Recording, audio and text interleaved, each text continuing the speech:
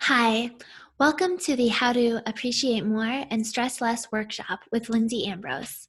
Thanks to the Collaboration for Early Childhood and New Moms for sponsoring. Here's what to expect. I'll start with an opening reflection and meditation, followed by an overview of appreciative living, including the 3-step process, and some special tools for you to get back on track, and a reflection and visualization exercise.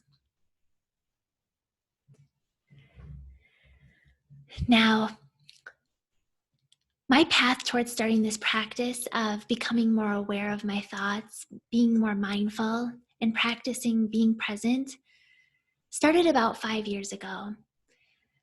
I was at home with my 3 children at the time, who were 3 years, 18 months, and a baby.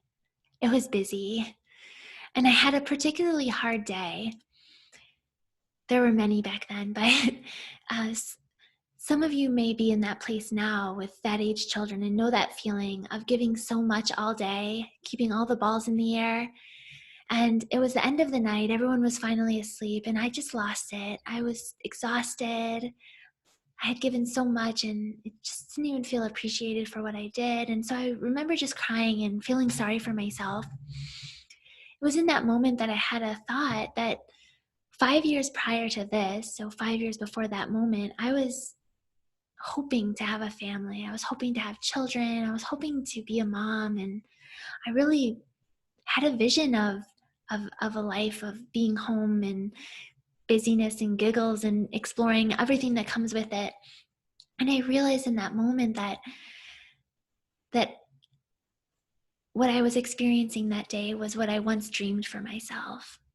And it's often that we do that, where we forget, we lose sight of the good in what's happening, that we just focus on those things that are not going right, and it just feels like we can't even see beyond that.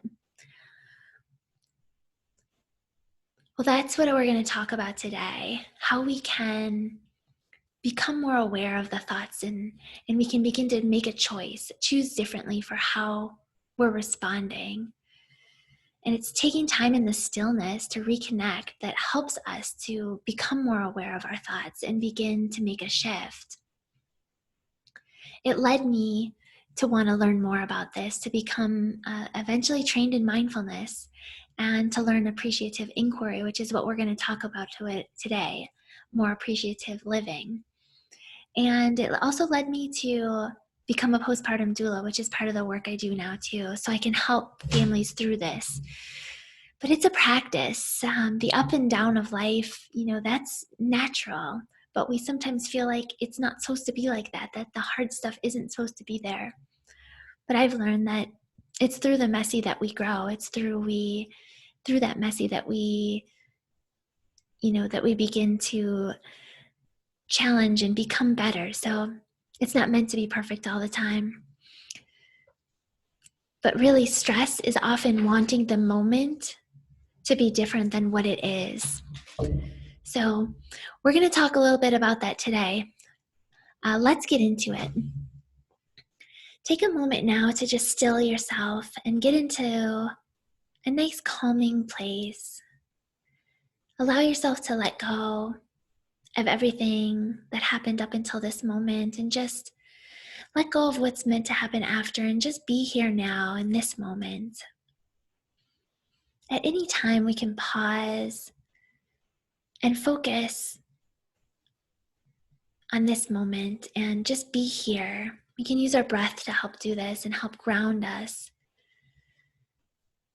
So thank you for being here, and thank yourself for being here and taking this time for you. And I would encourage you, as we go through the rest of the time, is to just take notes and journal, and really allow this to be some reflection time for you, to really think about where you are and where you want to be, and just be in the stillness. You can listen to that voice within you that's guiding it. So here's the first reflection for you. It's a quote from Lori Gottlieb. Peace. It does not mean to be in a place where there is no noise, trouble, or hard work. It means to be in the midst of those things and to still be calm in your heart. I love that quote because sometimes I think when we think of peace, we think there's nothing going on, that it's just everything's going right and we're flowing. And I think that helps us remember that it's up to us to find our calm and find our peace amidst what's happening. So just take a moment now to journal a little bit about that. What comes up for you? And also, what makes you feel at peace? Think about a time when you did feel peaceful. Who were you with? What were you doing?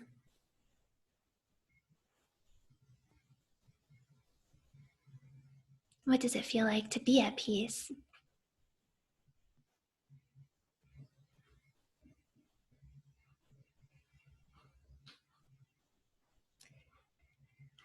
So, appreciative living. Appreciative living is about seeing life in its totality.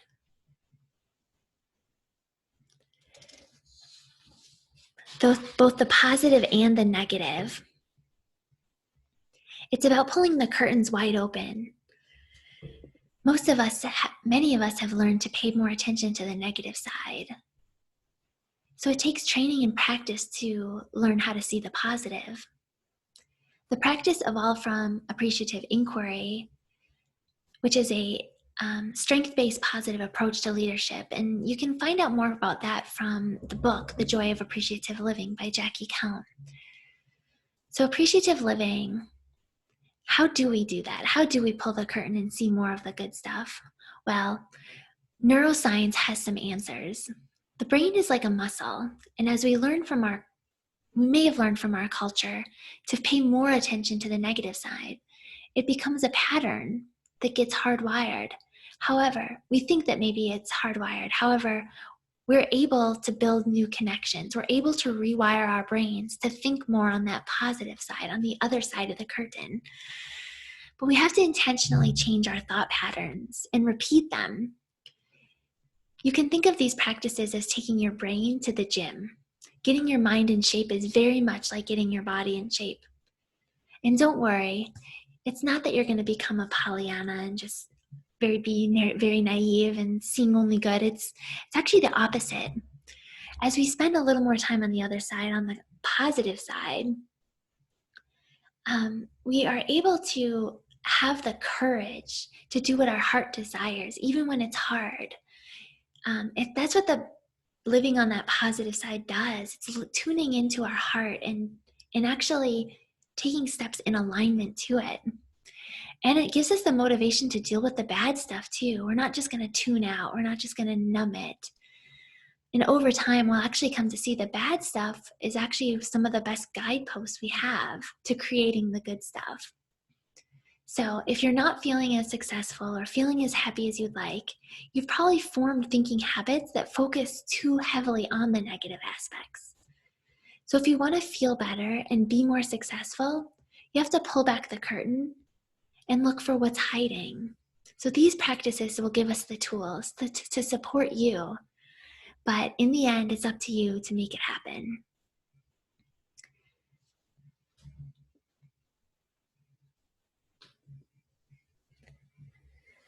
So I want to do another exercise or guide you into another exercise, and it's about appreciating what is, which is the first component of the appreciative living framework. So, the practice of a gratitude journal, it's a really powerful practice, but I think it's become a bit cliche. It's like, oh, do I do my gratitude journal? And it shouldn't, because it's a really powerful tool. I'll challenge you to do this exercise and to maybe do it a little differently than you're used to. Instead of thinking, just kind of listing out a bunch of things you're grateful for, which is a great practice in itself, we're going to instead think about one thing that you appreciate, something that you really do have a strong appreciation for. It could be a person, a place, a thing, an experience, a pet, whatever comes to mind for you. And I'd like you to really think about why you appreciate that. and actually write out or think about three things that you that that help you uncover why you feel appreciative of that thing. So take a moment now and do that.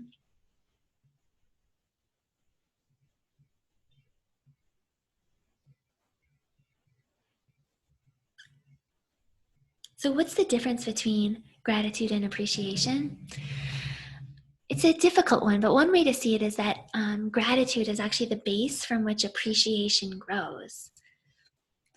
So it's a subtle shift from gratitude to appreciation, and it kind of involves being more present, being more aware, and in an active place, reflecting on the reasons why we feel grateful about something or someone.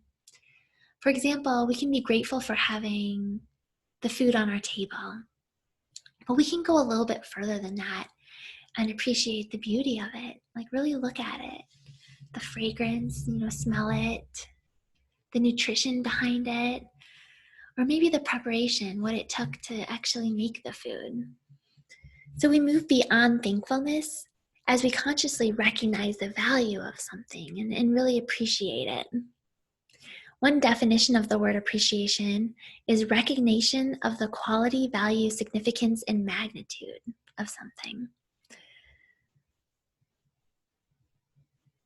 So take a moment, and in any time, that's a practice that you can do because you know that energy flows where our attention goes. So we want to say thanks for what we want to see more of in our life.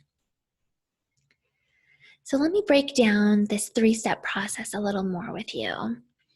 So we talked about appreciating what is. Sorry. Those are my little reminders of reminding myself to appreciate. So even something you can do is, setting a little reminder on your phone to help you to remind yourself to tune in to something. So appreciating what is, it consists of finding the positive aspects of whatever shows up in the present moment. And it's essential to creating joy. You'll notice in the diagram that the first step is feeling good. So the more we can appreciate, the more like we feel good in our body, and the more we want to make more of it. We want to create more of that feeling, but we have to be able to appreciate it first. We have to take a moment and actually be in that space, and that's how we can create more of it. And there's 2 principles that kind of back that up. One is called the constructivist, that we construct stories together with our thinking about what happens in our lives. So our story is one perspective, but there's an infinite number of perspectives. Second is the poetic principle, that we are able to create, interpret, and focus our stories, and whatever we focus on expands. There's always a positive side to a situation, but we must choose to find it. Now, the second step is imagining the ideal. So that's actually comes into visualizing what we want and what we want to help make happen in our life. And that's backed also by 2 principles. One is, also one principle, the anticipatory principle, which is that we anticipate what the future will be like by forming pictures in our minds. And then we live into those images. We can change the future by visualizing what we want. So after we've had a chance to really imagine and visualize what we want, we can begin taking action, and action is important. Okay, so acting in alignment is key. So we want to be in alignment to what our vision is. And so it's this process. So as we imagine, we get clear on those things that help us feel good. We take action to create more of it in our life. And one way that we're able to take action and do something different is by asking questions. So there's a principle called this similarity principle, which is the moment that we ask a question, we simultaneously move towards it. So questions are a powerful tool for change. So that's the process that we're kind of trying to create. And so now I'm going to share a few different tools or methods that you can use to practice these principles with things going on in your life. All right.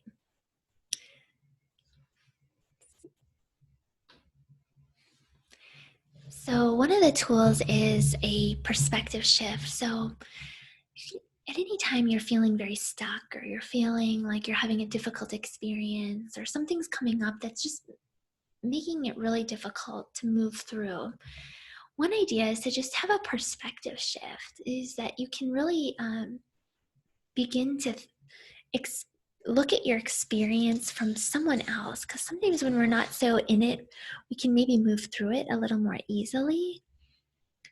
um, So who do we look at? So we take that experience we're having, and then maybe we look at it from the perspective of whomever we're having that experience with. Now that's not always easy, especially when it's someone pretty close to us and we're having kind of a conflict. But what if we try just to look at it as they're seeing it? Another perspective you could take is a therapist or counselor, someone that you really respect. Like, how would they see it? Or maybe someone in a different life situation, maybe someone, a child. That's a really interesting way to look at it. Or someone without a family or without the relationship that you're having. Sometimes, so the perspective shift, it's a really powerful tool to think about and to utilize if you're in a tough situation and you just want to see things a little differently.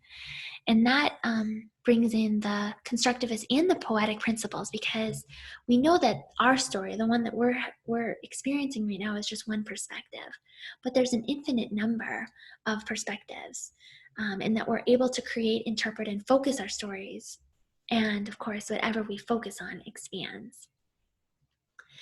Um, so another really powerful tool is visualization, and that's actually the idea of mentally stepping into a future activity. Um, you can actually do this about something like, let's say, you're trying to just visualize your day or an upcoming meeting. You can really step through the motions and see yourself moving through them easily and joyfully. And, we can't ever um, visualize the way other people are responding to it, because they're going to be experiencing it as they are.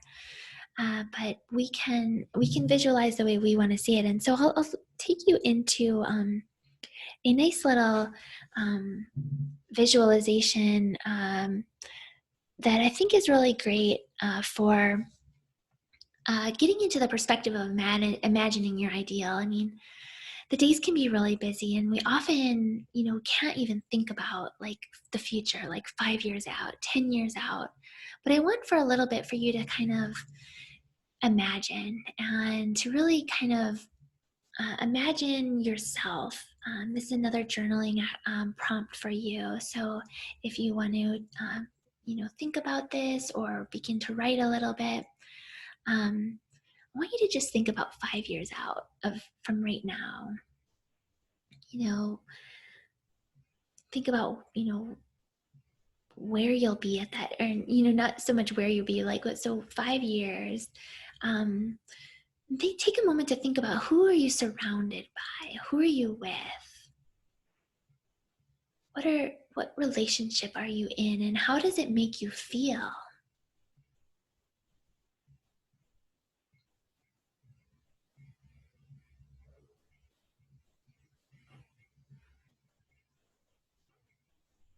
When somebody asks you what you do for work, what do you tell them? How do you respond?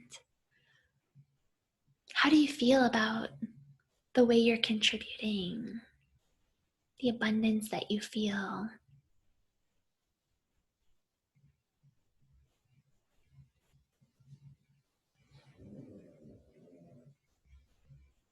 What is your family life like? What's your environment? What's your home? What is the feel of your family life?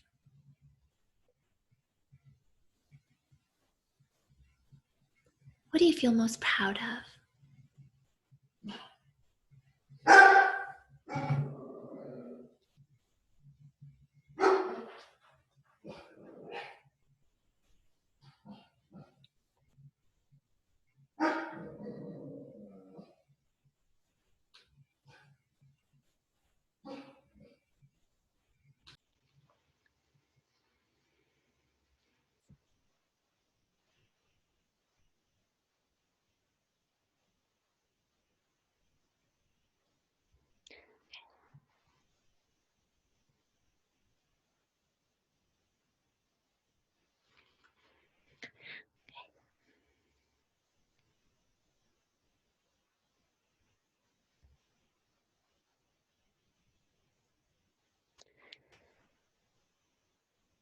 So, visualizing the way that we just did is about imagining your ideal.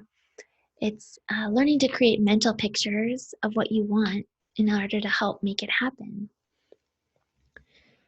Um, so, hopefully, you found that helpful. It's something you can return to and practice at any time to just begin to think more ahead, um, into the future for what you want to create in your life. Another tool that might be helpful for you is the idea of questioning your story. So, asking appreciative questions about what you want, is a powerful tool for making it happen. It actually it takes you to a place that's better than the one you were in. That's the question you want to ask. So, what can take you to a better place than where you are?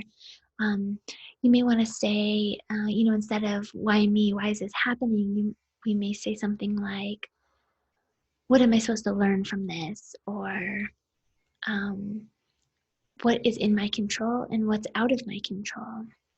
What can I do right now? Um, and that's looking at the simultaneously principle, which is the moment we ask a new question, we simultaneously begin to move towards it. It's a powerful tool for change, for sure. Another thing you can do is each morning, just, as you start your day, ask yourself the question, what's one thing I can do today to feel better or to feel more at peace? And sometimes, setting that little intention by just, sharing, saying what that is for you that day, it's a really great way to help make it happen. And we know that gives you just that little motivation to keep going, to take that step forward that you need to take, and feel that good. You're getting into that first step, which is feeling good. And the more we feel it, the more we create it in our life.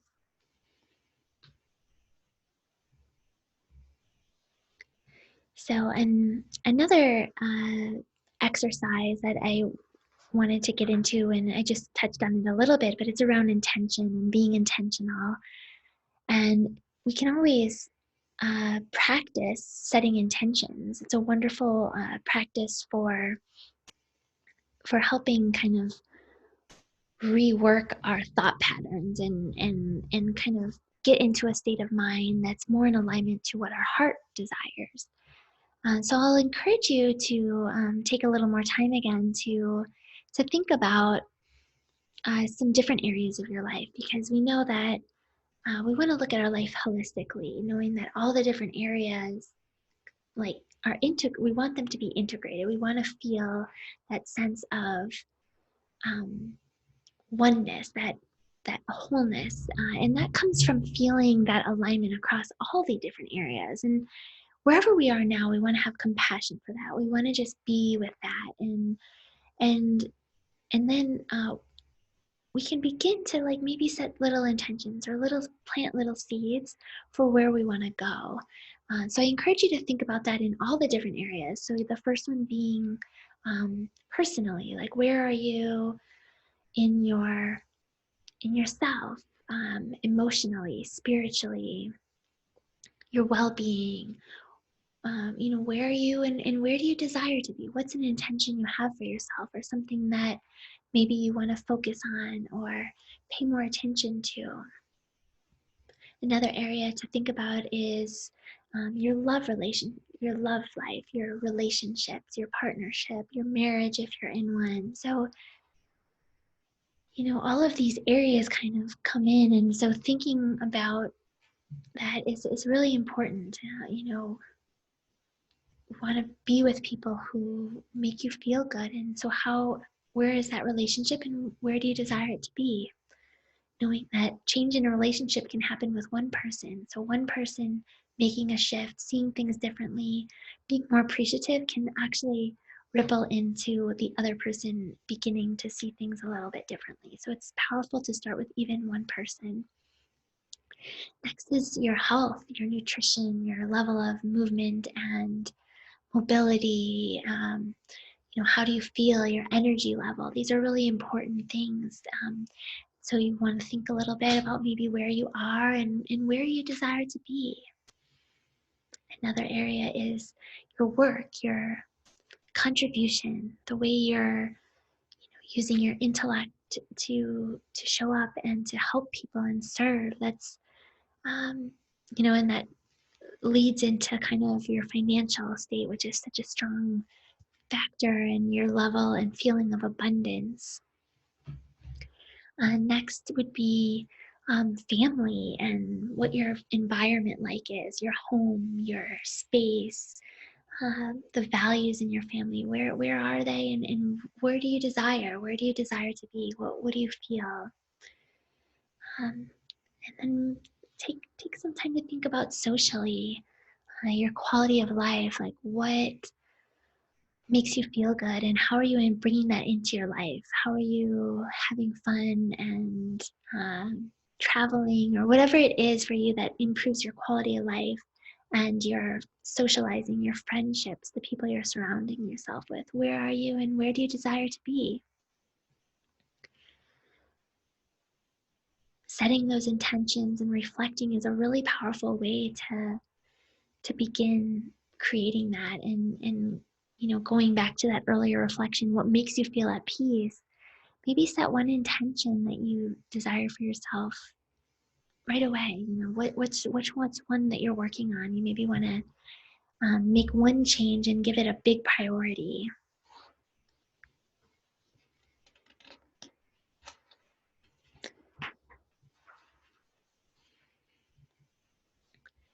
Okay, so those are the main areas that I wanted to share with you during this workshop. I wanted to give you a little bit more on what appreciative inquiry is and appreciative living, and how we can bring it into our day, to be more aware, to begin appreciating what is and feeling good, to imagining our ideal, imagining what we desire, and beginning taking those steps forward and taking action.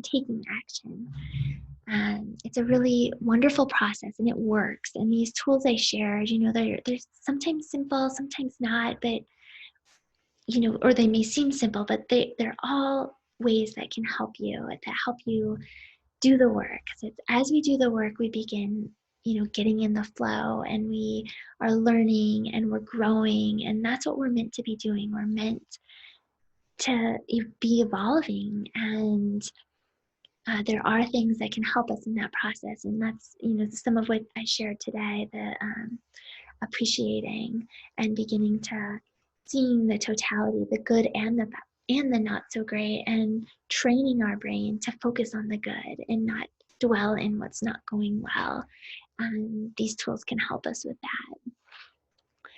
Um, and so I also encourage you, as part of this process, to take some time in the stillness, in the quiet, this reflection, these prompts I provided can help you, because it's beginning to, knowing yourself again. And sometimes as you begin to get to know yourself, that true self, the truth and love that's within you, that you can begin to